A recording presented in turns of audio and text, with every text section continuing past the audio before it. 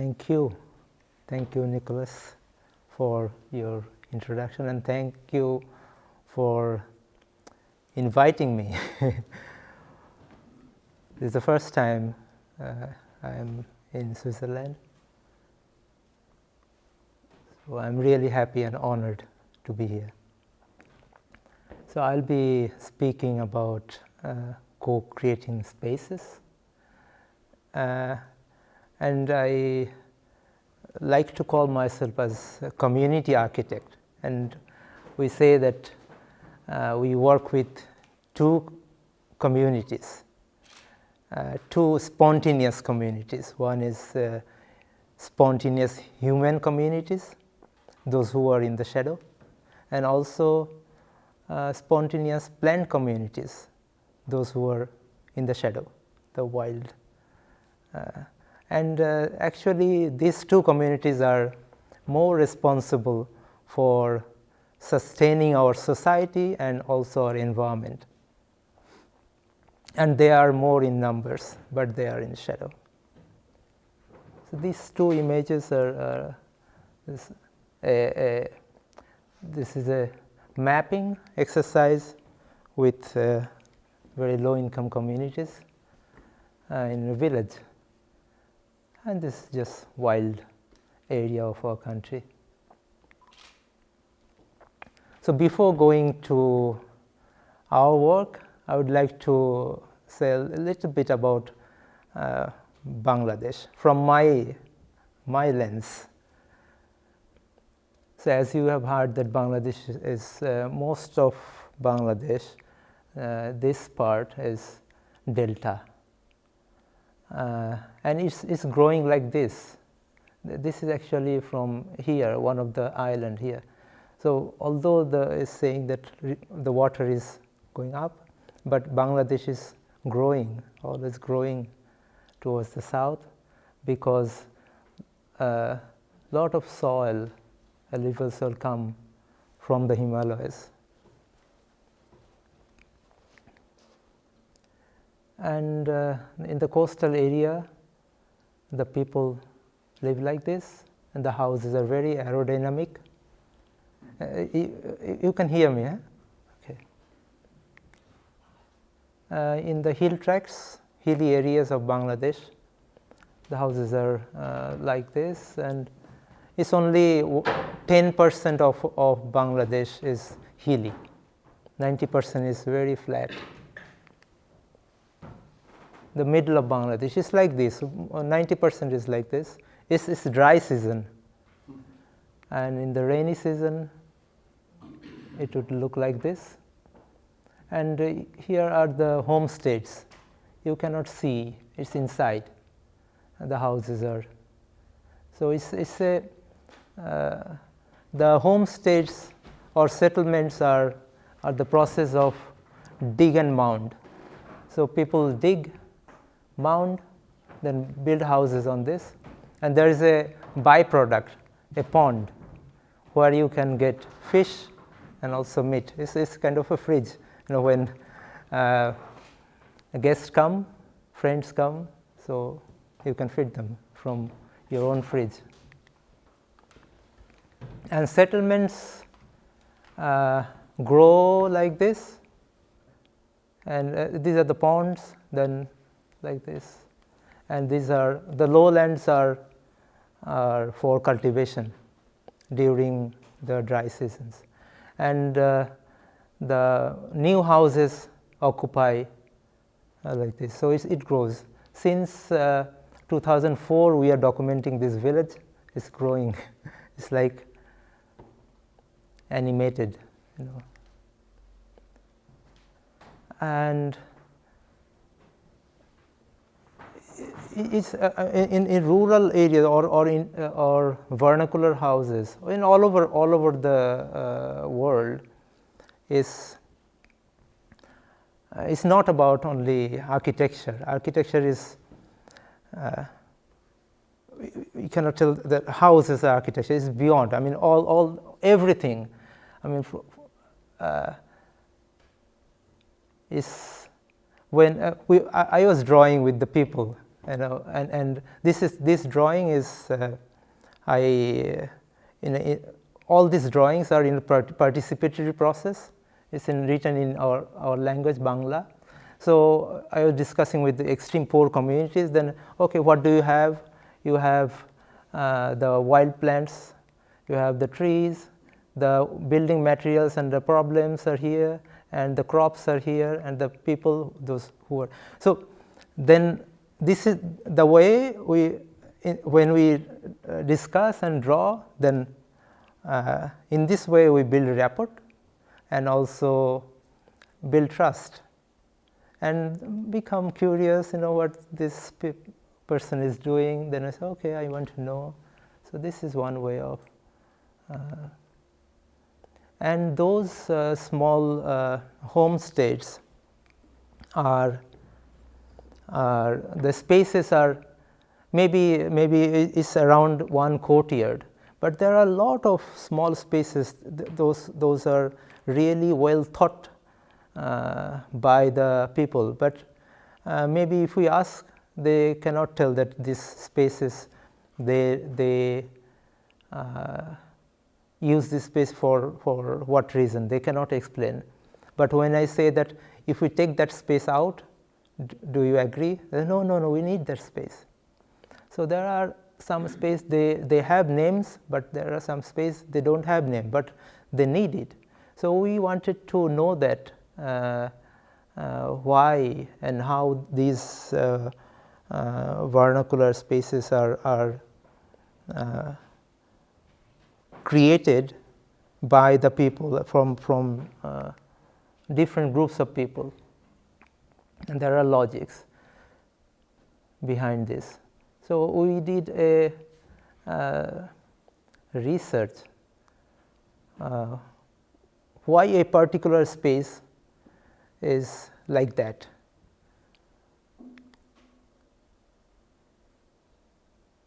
So I told these groups, different groups, children, girls, boys, women, men, from that village to draw their dream homestead. So children says that we prefer to have bigger courtyard with fruit bearing and flowering trees around.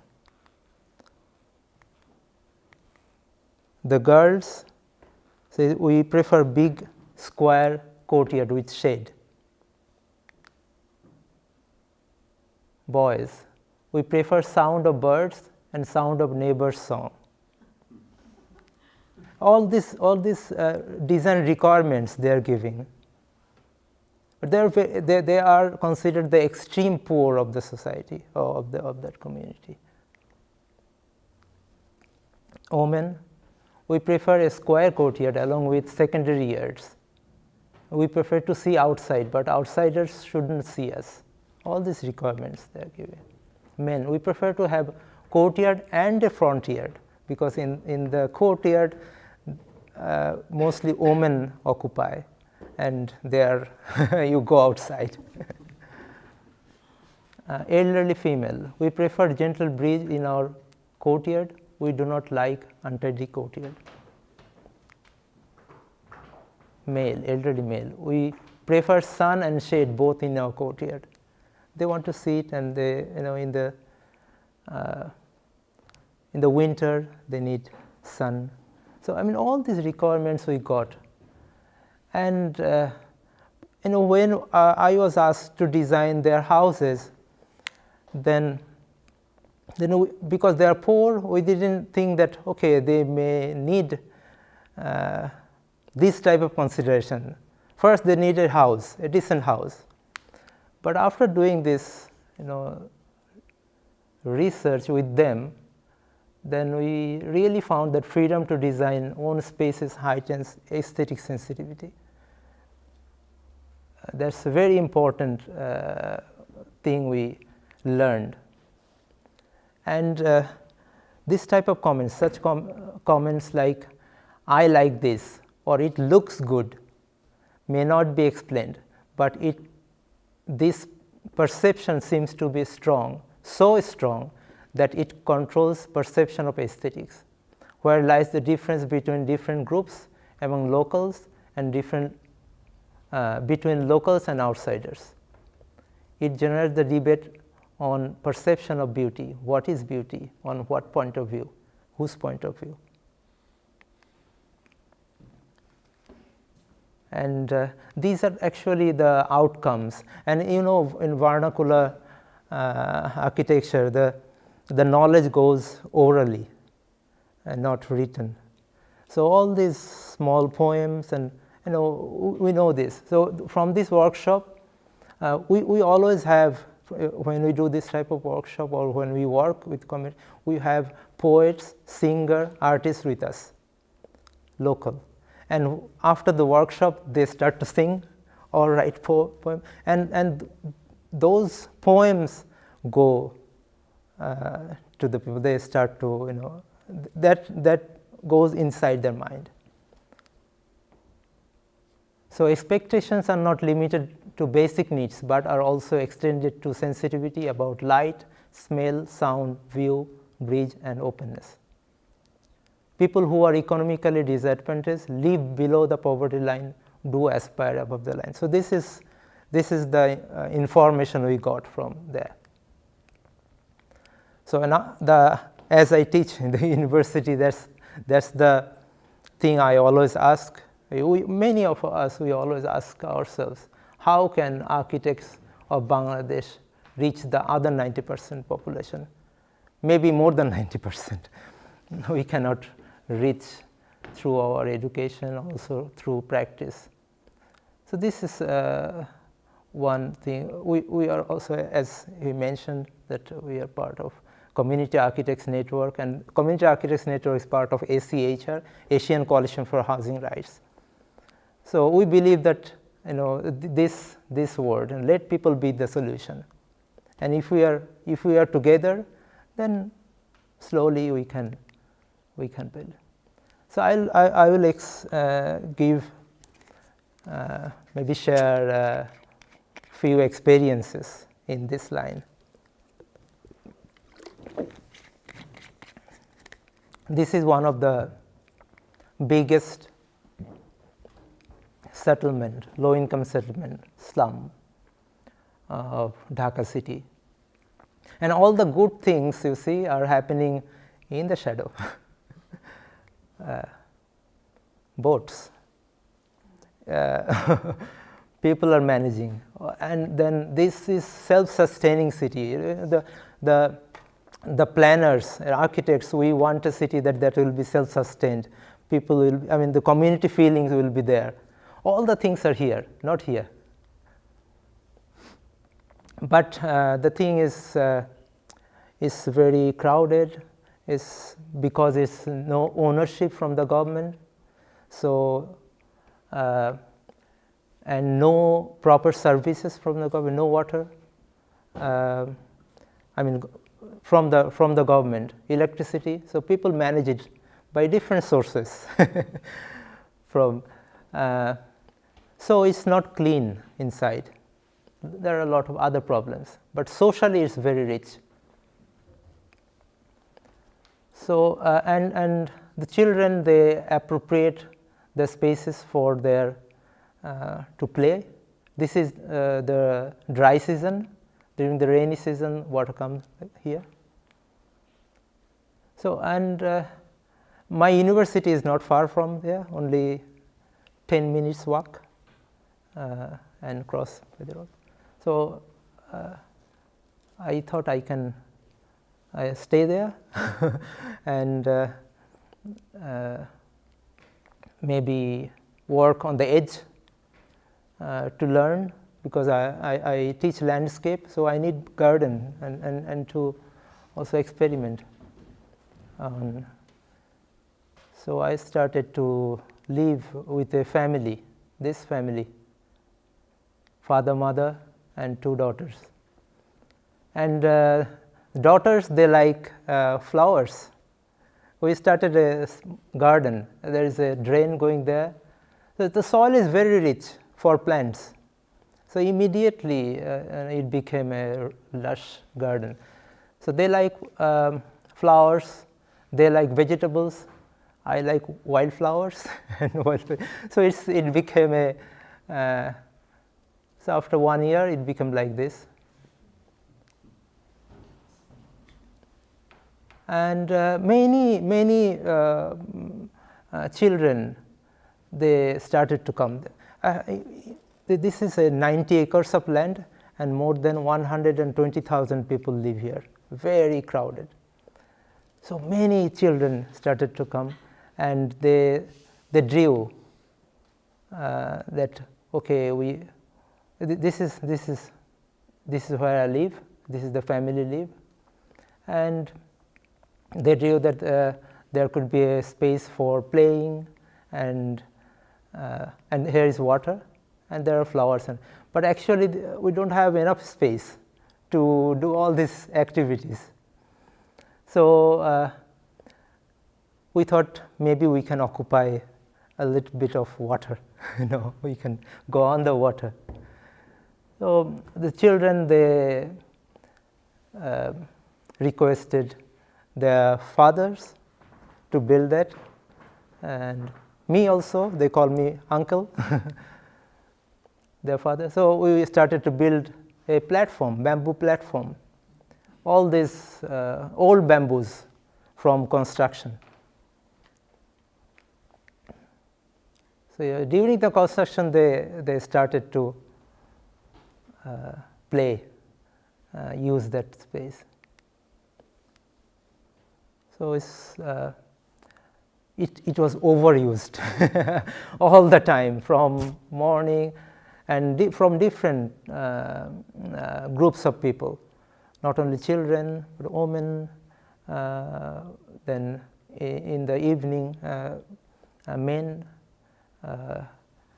And I used to sleep there, and when I wake up in the morning, then I see maybe 20 people are sleeping around me. Because it's during the summer, it's very windy. Only there are mosquitoes. So I used mosquito net, but others, they don't care. They just sleep. Then we wanted a library. We rented another room to make a library. So they took books from the library and went to the platform to read. Started to grow more plants to give others, the neighbors. They plant, they nurture plants, all kids. And in the evening, they enjoy movies. They're seeing Shotritre. Very nice urban open space.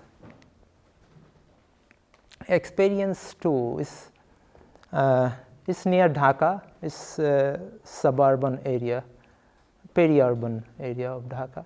So I was asked to design a retreat where people will go from Dhaka, and as an architect. So I need to build spaces to stay there. But the owner also wanted that it can be a representative village of that area. So if we want to make a representative village, which then how can we bring other things? So we started to, at that time we didn't say this co-creation. We said, okay, let's see how we can build together. So there was a disturbed forest here. So we said that we'll repair the forest, and we'll, because it's a dig and mound process, so we need to dig canals, and then we get our habitable areas. So this is the design process. It's the owner and the neighbors or the community people there, they work there. So they don't know how to read or write. Whenever I draw, they don't understand. When they draw, I don't understand. So we just draw on the air or on the sky like this. This is then as they will be implementing, so after the discussion, they draw it on the floor, on the earthen floor. Then they draw on board, then they take picture, save it in the computer. So that's their drawing. Then we distribute the responsibility. Some are responsible to take care of water, some are forest, homestays, in between spaces, buffer zone, or guest hospitality, agriculture. And we call it all our artists, like water artists, forest artists, Shilpi, in Bangla we call Shilpi. So he is the water corridor artist. So we walk with him, then we say, okay, this is how this is in rainy season, this is how happening, maybe we can copy this in our place. So we copy. Then I say, oh, it's very nice, very beautiful. That's my role. And he is responsible for repairing the forest. So we go to some good forest nearby, which is more original. Then we say we can copy this in our place, wherever. I mean, similar condition. Like, so we started with the edge of our place. Then is the in-between space of where people will go and the forest. So it's very interesting that in Bangladesh, I don't know, within 1 year, it became overpopulated, the forest, because all the other places are disturbed. So, and what we did, first we restricted the area, and nobody will go inside, not even me. So, because there are few fruit trees there, so the lot of birds, they start to plant there, and we just threw some soil from the forest during the rainy season. And within 1 year, all the wildlife, they started to come, because the other places are disturbed, so they started to come there. So it's now very dense forest. You cannot go, because there are also snakes, poisonous snakes and others. So people don't now go there. The edges, people pay for this, and most of the clients for this retreat are architects. So I asked the owner, why so many architects go there? Maybe they want to get rid of the architecture. I don't know. So it's like this. It's very ephemeral. In one season you see this, in another season they take the whole house to that place, or maybe. So it's very the way, because it's all about people. This architecture is about people. Another example is after the cyclone. Bangladesh is a cyclone-prone area, especially this part. So this example is here in Satkhira. After the cyclone Ayla, it became like this. There are houses here. So the embankment broke, the earthen embankment, and it became, the whole area went underwater. It's saline water. So when we go there, the architects, then we met the people. How can I build in the water, saline water, in a very cost-effective way? I can't.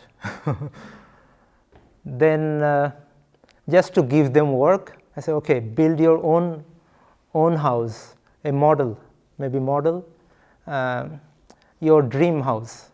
Build your dream house, and after 1 month we will come. we said, I thought that they will not do it and I don't need to work here. Then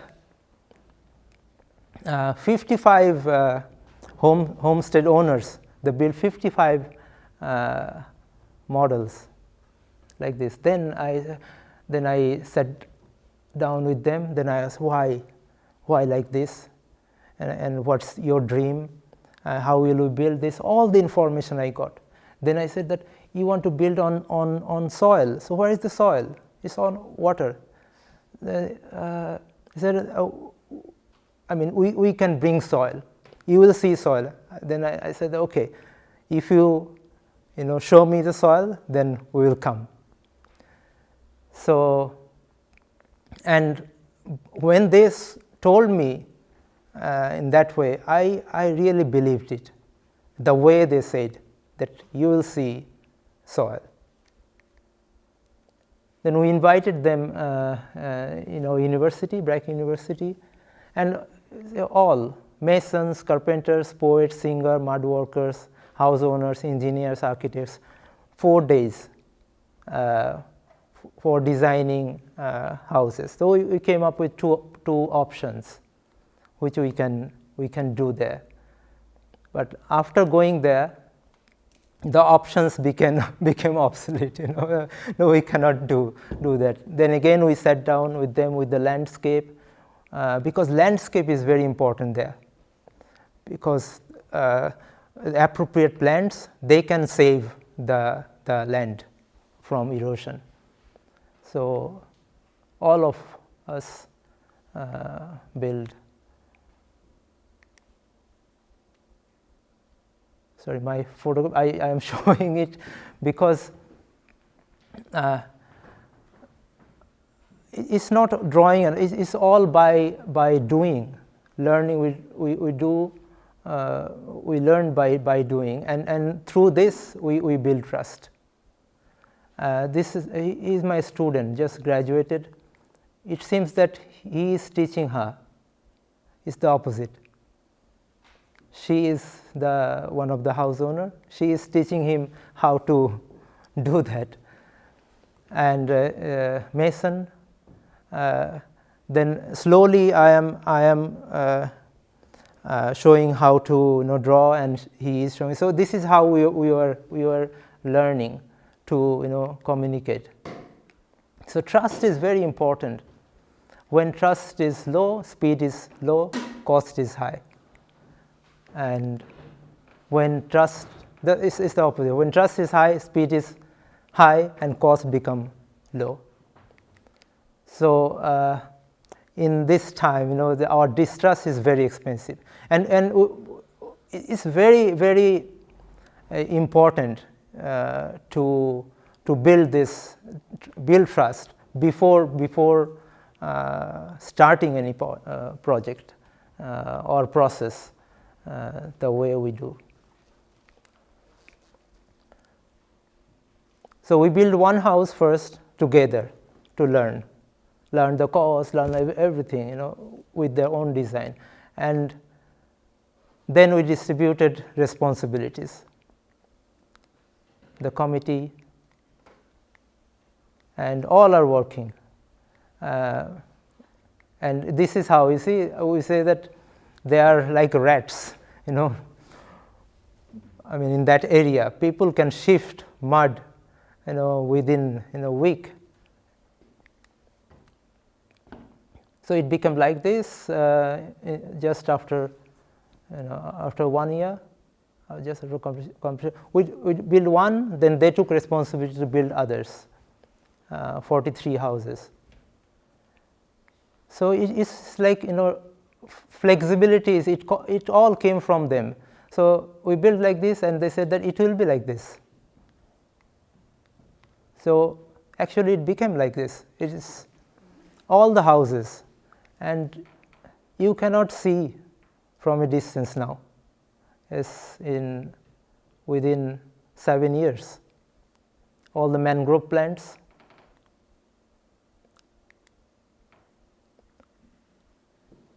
So this is another poem, out of this, so that they know they take it through their vernacular, because all these things needs to go through vernacular architecture, otherwise it will not disseminated. So we say that consider your placing, local wisdom, law of nature is your blessing. Act together, strengthen weaker, see the quality, understand the beauty, embrace the culture, local people is the future. To build better, co-create with people and nature. And other important things also. It may seem that, okay, it's very hard or very, but we always say that we really have fun. And we don't forget to have fun during design and construction. Happy stories are important. Unhappy stories are also important. Because we have really a very good bonding with the people. But the thing is, the challenge is to take this process to scale it up to the mainstream development strategy. That's the challenge. How can we? Because okay, if you are not there, then what? So we say that no, it can grow, it can go beyond. When the fund is flexible, when the time frame is flexible, it cannot be a project. It can be a beginning, but there shouldn't be any end. The way we solve problem in our family, the way we make family, so it will be like that. And in these projects, it was with UNDP and BRAC, then we always say that we must have the freedom, the community people or the community architect, we must have the freedom to quit anytime. We must have the freedom not to complete. We must have the freedom to have the flexibility of time, otherwise it will not work. Then it will, I mean, we say the participatory project, but it contradicts. That's why we don't say participatory process. Co-creation actually, participation is embedded in co-creation, and it's a creative process. So it should be a donor, not a donor-driven, it's a owner-driven process. We are the co-creation architect, as mentioned Sohaili and I, we started this co-creation architects in a small city. Now we live in a small town in Bangladesh. That's my hometown too. So that's also another thing, local people, local architects, local engineers, local politicians, authorities, they can bypass a lot of things, bypass a lot of laws, bylaws. When, like in our city, as I am local there, then when we want to do something, maybe there is a bylaw that we can't do. But that's good for people. All this is good, but we cannot do it because of law. Then somehow we bypass, bypass because the mayor is with us. Sometimes the mayor, if mayor he doesn't want to hear, then we go to mayor's wife. Auntie, can you tell him? Then auntie says, okay, these people, they are doing good work. Why not? You just ignore. You don't see. Just so being local. So it really helps to do a lot of things slowly. Yeah. We have another group, POCA, Platform of Community Action and Architecture, active in all over Bangladesh, all volunteers, and Community Architects Network. It works in 19 countries. The Community Architects Network is like this.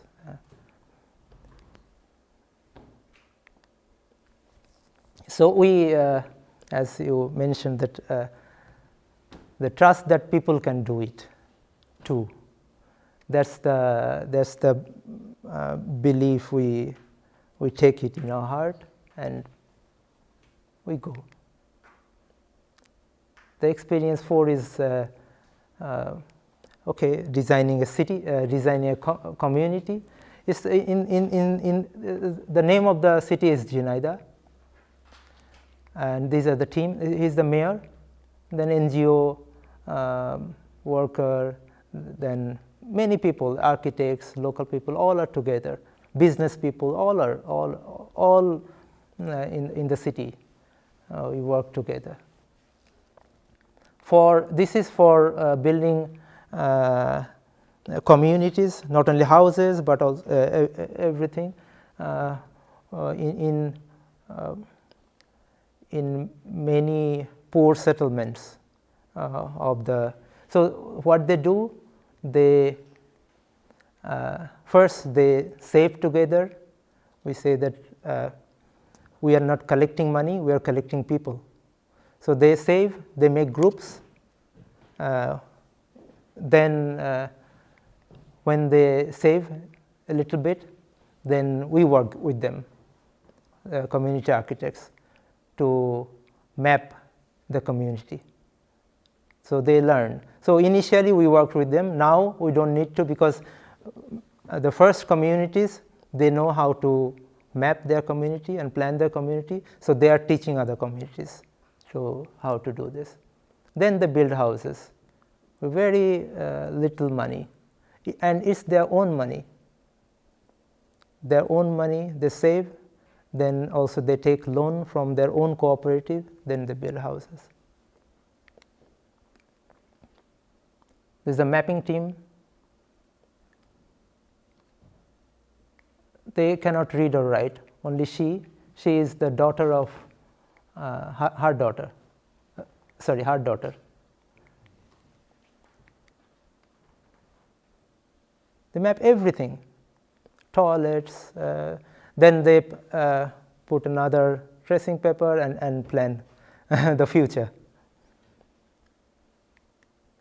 There are a lot of fights during this. This is not my land, so lot of this. So yeah, and we teach them, okay, this one unit is maybe 1 feet, though you draw your. So immediately within 1 day we get, maybe 50 plans, existing plans. So they can do it. Again, their dream houses. So this is what she wants. So within this, small amount, it's only 120,000,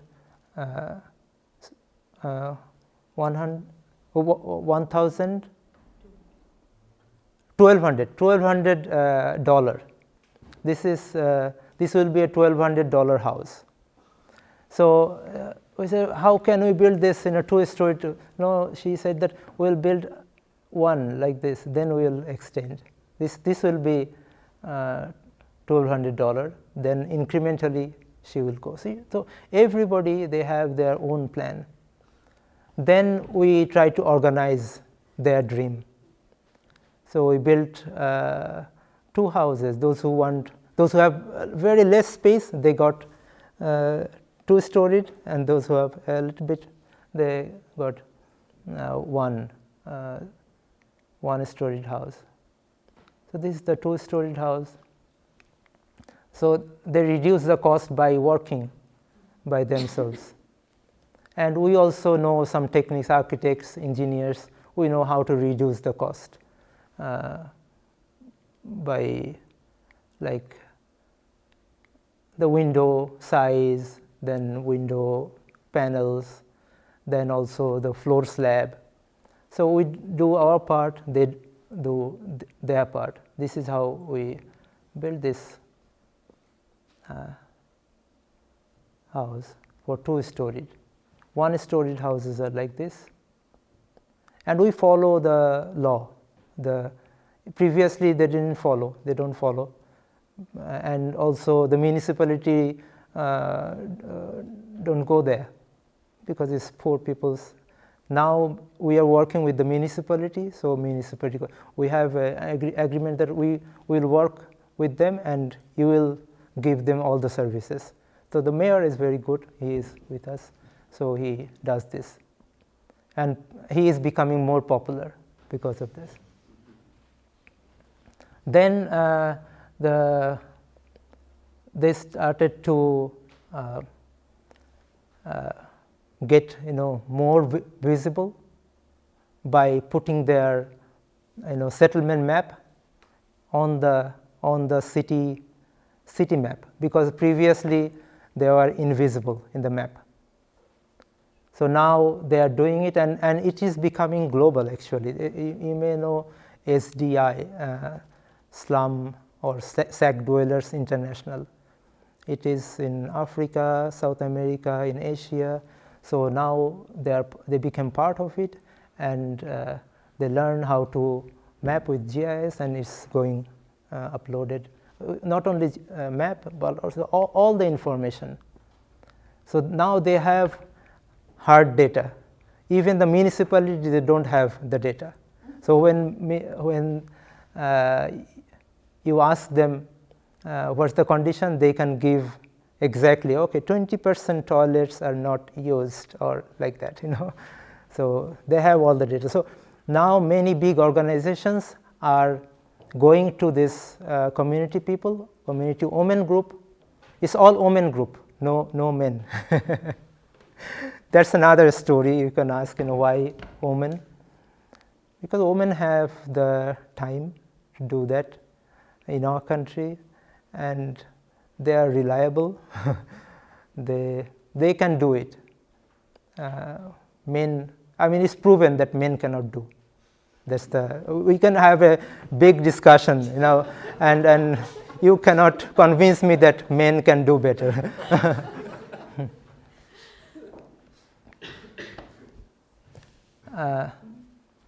So they became the experts now. So the government and other organizations, they say that, okay, you build this? No, we didn't build it. People build it. So can you do this in other cities? Yes. Take these people. Bring these people to your city. So in the beginning, they couldn't believe that this women group can go to other cities and teach. Other mayors, the community people, member of parliament. So when they brought them first, they really convinced that they know everything from we don't know. We architects don't know the little bit of. And whenever we say to the community people don't believe it. But whenever they say between them, so it's horizontal learning. Then they ask, is it really true? What all this information they ask, then where the money is going, what's their benefit? Okay. Then it becomes, so it's like it's going very fast. It was very slow since 2015 we started, very slow. Now it's like this. That's co-creation. In the beginning, the way nature works. In the beginning is one plant, another plant, this animal, this, slowly. Then when they're connected, it's like whoosh. Then, so it's becoming like this. So policymakers, mayors of other cities, they're coming. And they're also teaching architecture students how to map. Brack University students, Harvard, GSD, they also went there, Bengal Institute. I'm here tomorrow. There will be other students from, they will be going there on 16th to learn architects. So now we think that people make cities, poor people do too. So it's not that only poor people. Poor people are ignored. That's why I said poor people should be included in and if they are in the front, and the advantaged people, if they keep a little bit silent and in a listening mood, maybe they will learn a lot of things. Because lot of detailed things are known by this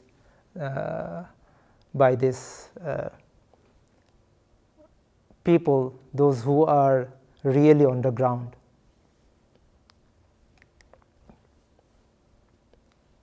So we named it Co-Create Jhinai. Actually, this is a connected thing, community architects network. We did this type of workshop first in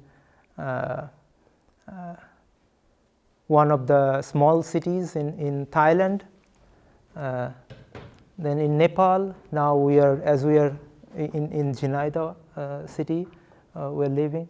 We started there to make us confident, also make the planners and architects of our country and also policymakers of our country a little bit confident that they can take part in designing cities.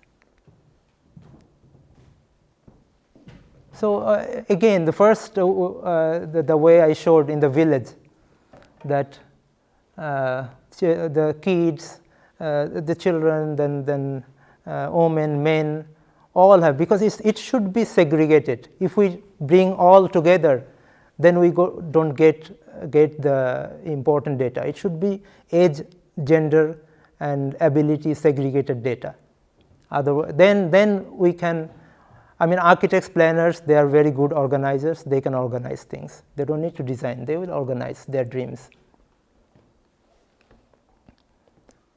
So the kids, I will not read. I mean, it's very obvious for, we are talking that it's very obvious for Switzerland, in Basel, because most of the things are so beautiful, the roads, the riverside, and there are a lot of spaces, open spaces. But in Bangladesh, in our city, people really crave for these simple things. We want to walk by the street. They crave for this. We want to cross the road. We want to have a small space in the city where we can, like they are saying, a wide road where we can sit with our parents, grandparents, and friends. Green spaces right beside the roads where we can play together. So this is obvious here, but there is not. So they did this. They want water. Teenage girls all have different. I mean, the teenage boys who are cycle. They want cycle path. Teenage girls, they want safety in the day and also at night. And white pedestrian with trees, shadow. And from the community, the same community women group. Easy to cross, avoid dust. Men from the poor communities.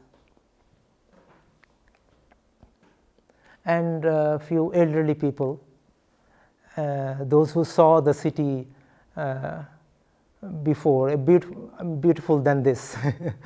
So they were saying that river-centric city that will give pleasure to our eyes. And all of this, the things we learned, that it's not like this. It's not a resilient system. It's a non-resilient system. The system should be organic. If it is an organization of it's the process of the work, it should be like this. And we don't know maybe which will connect what. So that's co-creation. This is how nature works.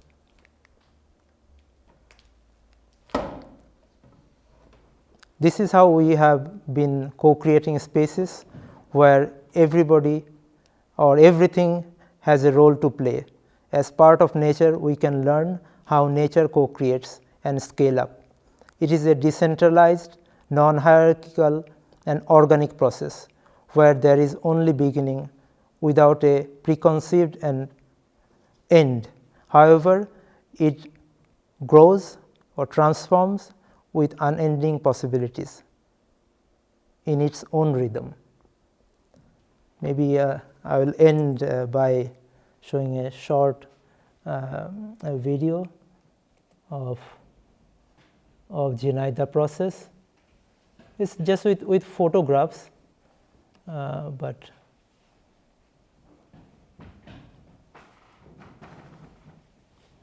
it's a short 4 minutes video.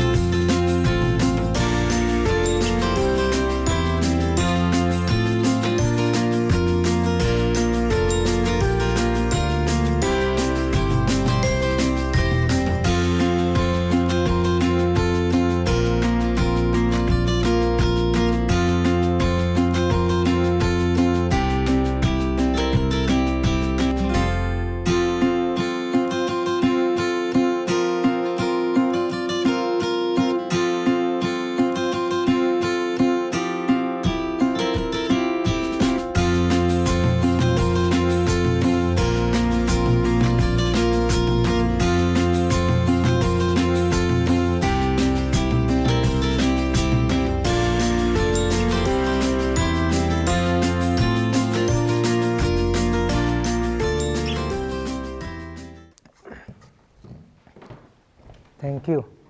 Thank you.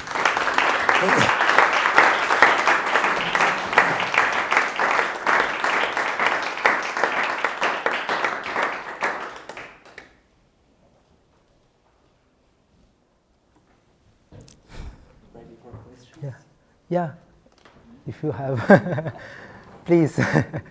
I think that's the exciting part, Feel free to ask, then Suhaili Farjana also can join, I'd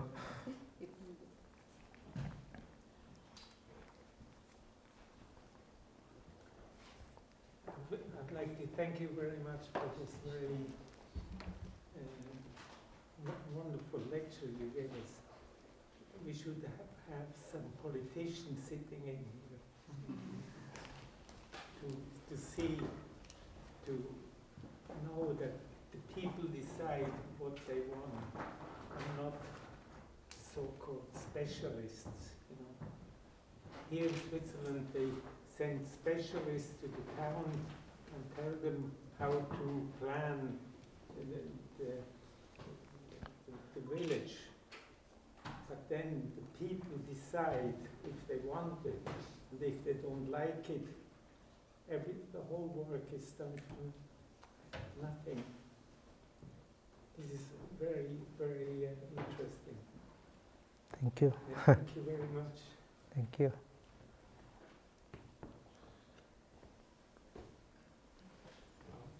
Thank you very much for this very inspiring lecture. Great work. I was just wondering, if you're using the word co-creation, you basically include, as far as I understood in this lecture, mainly the people and you as supportive, enabling figure. It's quite interesting that in the end officials appear. Would you say, I actually hinted it already, they learn as well. And isn't there that what you do outside of the regulations, outside of the formal framework, with this kind of examples you give that it is working actually? Are these regulations changing? Yes. In our country, the regulations cannot be changed very quickly. But regulations are created by people, the policymakers. So slowly they are convinced that we need to change it, some of the regulations. Like, for example, the roads needs to be like this wide for anywhere. But for what? They said, okay, because but in this type of settlements sometimes we cannot follow because they have only a small bit of land. So if they follow, their land will be nothing, zero land. So why the rules? They say that okay, the rules are for maybe I need to get an ambulance there or a firefighting. So then okay, then we go to firefighters and then ambulance people. Then the rules are generalized, but when we go to them with the authority and the community people tell their problem, then they take it as a different case. Then they say, okay, for this community, maybe we permit this, because the firefighting agency is saying that it's okay, because now maybe you don't need to go by vehicle there. They have other equipments, and previously maybe they had different things. So when they certify, then, and it's not problem in Bangladesh. We learned it from other countries, like in Philippines, in Vietnam, in Thailand, all over, in India, like this. So we found that they are solving it like in that way, and slowly their policymakers are learning. And the thing is that policymakers don't. They say that we cannot do it because we don't make things easy for them. If we say you need to give this, they don't have any clue how to do this. So if we give them, okay, this is how we can do. Then they have the excuse to go to their somewhere that, okay, people want this and they have these solutions. It's not my solution. I am not telling to change it. So he or she can bypass it. So we say that we need to work to make the policymakers' job easy for us. Yeah, this is how. Again, thanks for this very inspiring lecture. And I would like to know how the different groups of people find together. Like, how do you choose a city where you see potential, or are the people coming to you? How does it work? You want to? Okay. It's. I mean, there are a lot of works to do everywhere. It's not only poor communities. Or I mean, in the beginning, we maybe went to some community. This is what we do, and this is why what we don't feel like to do. Maybe we shared our feeling. We don't want to work with only the top 5% people, and they give their money, and we have to serve them. So, but you are also building, but we cannot help you because you are not giving us money. So in that way, we share with them. Then they think, okay, maybe you can do this, because anyway we are building houses, building our communities. Nobody is coming to us, so you can do it. And now there are few community organizations, maybe saving organizations, or maybe they do some other things. So they know that there are groups, community architects group, they like this type of work. So sometimes they come to us to help. Yeah. Then we say that as you are not paying us, we are not going to do anything for you. I am a teacher, so I can just teach you. So you do it by yourself. So in that way we start the conversation, so that they understand that they are not getting it free, and they are doing it through their own dignity. When you give someone something, then it is not valued, and also people say that, okay, you got this because you are poor, that's why he or she helped you. But now all these people, they say that if you go there, who built your houses? They say, we built our houses.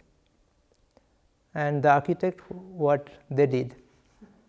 They come to us and they gossip, they discuss, they have fun, and they have food from, and we say, when you go to a house, your community, you have to feed us. So they really give us good food. So in that way, they really achieve it. They are not getting it free. So that's the dignity part. Can I add something? Yeah.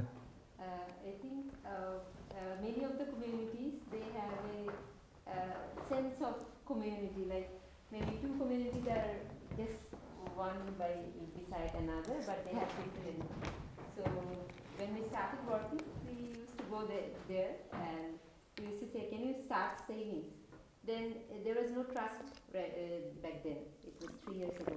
And they started their savings, but they manage their own money. We don't take the money. They have their own account manager and everything, and they do it by themselves. And then they, in most of the cases, we tell them, can you do a priority listing? We are architects. We have these skills. How we can make useful for you. So they make their own list, what they need to do. In some communities we would see like they need toilets, not even housing. So they make their list and then they come to us. As we are living in that city, they often come to our office. and we need to work on that. How can we do that? That's how.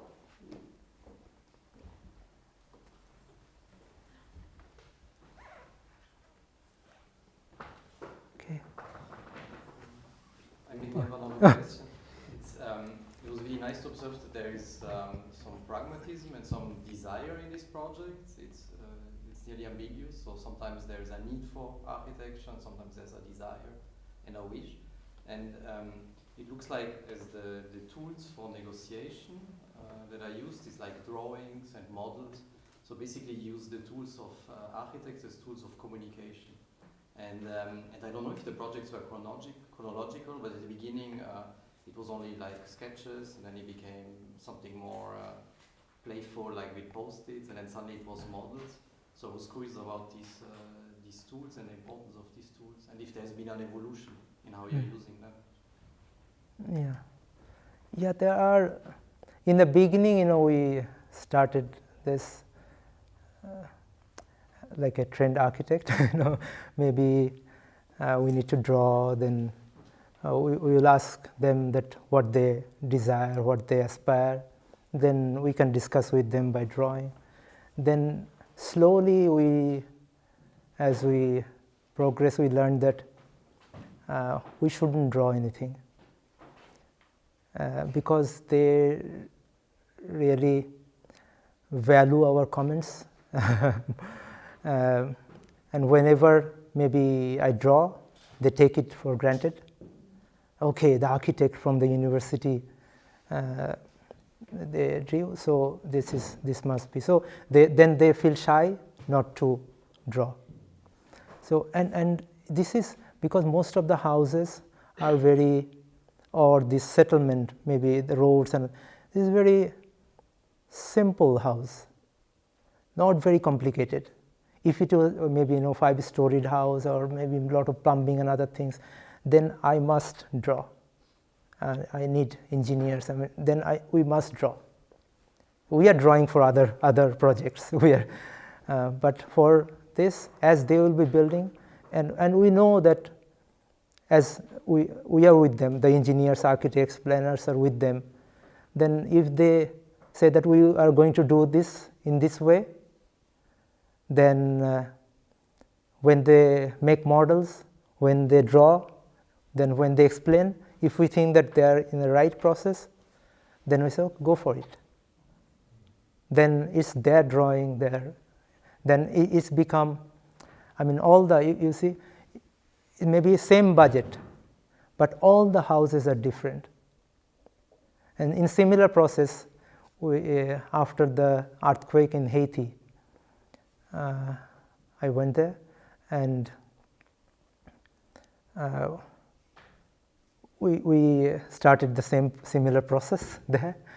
Then as I will not be living there, I'll not build houses for thousands of people.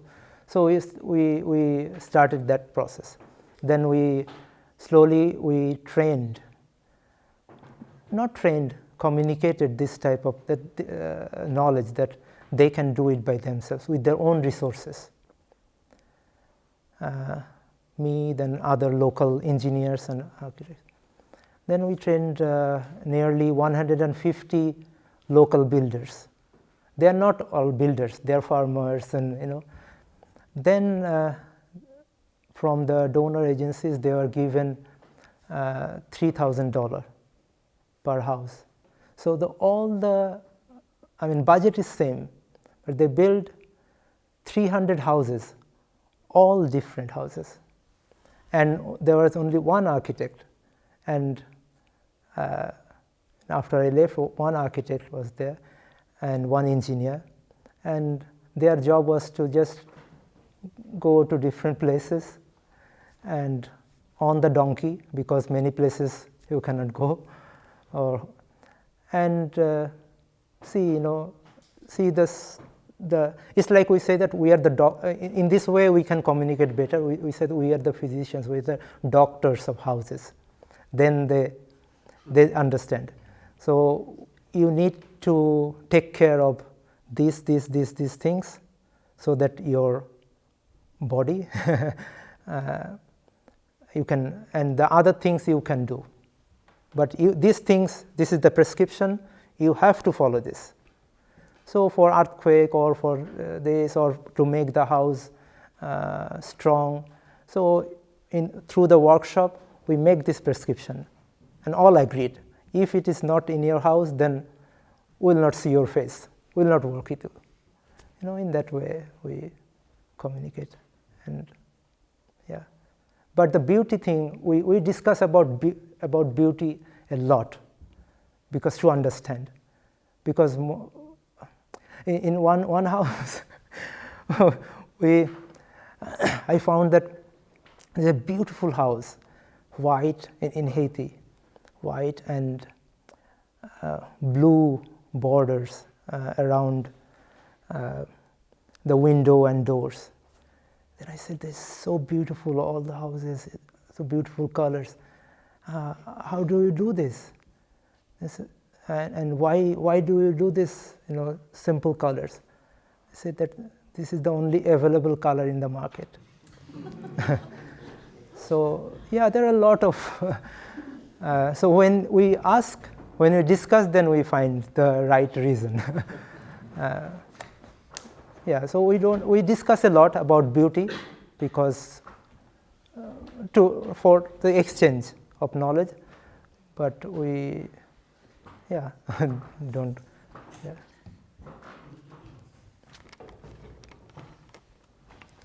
Yeah. May I ask another question? Yes, please. As you are a teacher and also an architect, a practicing architect in this special, and has a very special practice and special approach and special client, if you want to say so, how is this perceived by the other architects around at all levels? How is it at the university? How is your position, and how do you deal with them? I'm particularly interested in how the students who participate, how they feel, or how do they come to you, and is there any difference between the international students and the local students?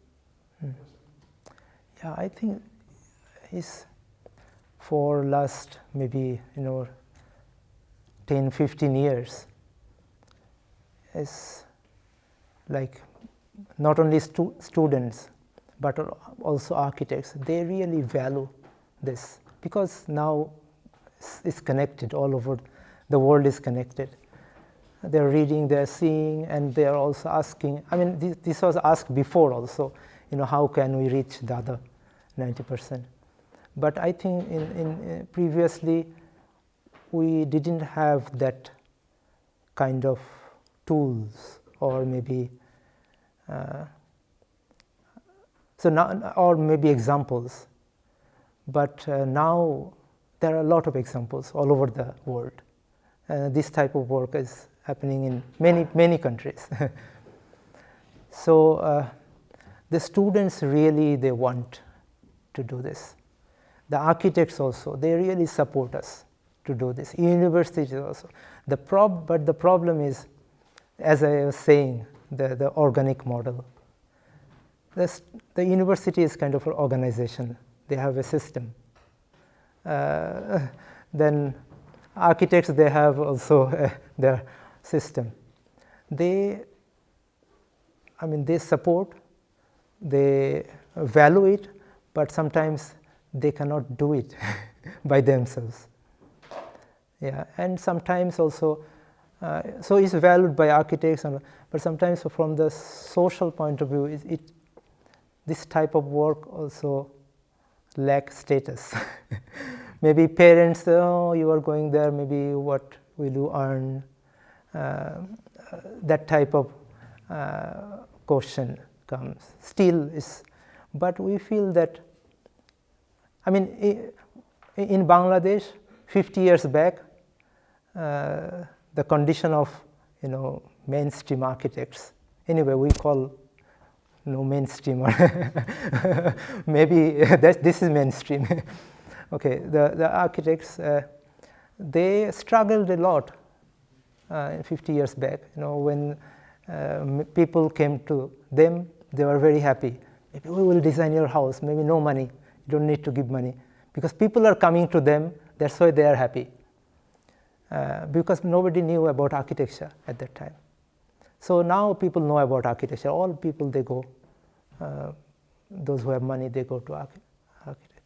So we also feel that in future, there will be a lot of people from this 90%, they will come to architects with their own money. Now they are not giving money because they don't know what architects can do. So when they will see that this is what architects can do, so there will be a need, so they will pay for it. Maybe they cannot pay individually, they can pay cooperative way. You see, this architects, I think we don't know, we can't perceive that type of business. Business people, maybe they know. That's why, in Bangladesh, this phone companies or others, they are earning a lot from the poorest people. They are giving, all are giving maybe $1. So it became, maybe, $1 million within one day. So if we think the mass, and if we think about the process, you don't need to go to all the clients as the architects conventionally do. You can develop a system and the group can come to you and they can pay you even better. So I think in future there will be status also.